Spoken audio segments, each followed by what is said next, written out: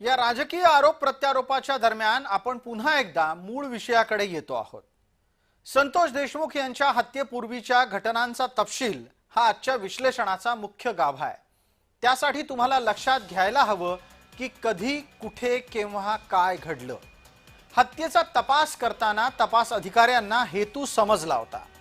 आता त्यांच्या समोर जबाबदारी होती ती हे ओळखण्याची की संतोष देशमुख यांच्यावर ताबा कसा मिळवला गेला, म्हणजेच त्यांचं अपहरण कसं झालं। या तपासामध्ये यंत्रणेच्या हाती सगळ्यात मोठा पुरावा लागला तो काळ्या स्कॉर्पिओचा। ही काळी स्कॉर्पिओ प्रकरणाला एका नव्या वळणावर घेऊन गेली।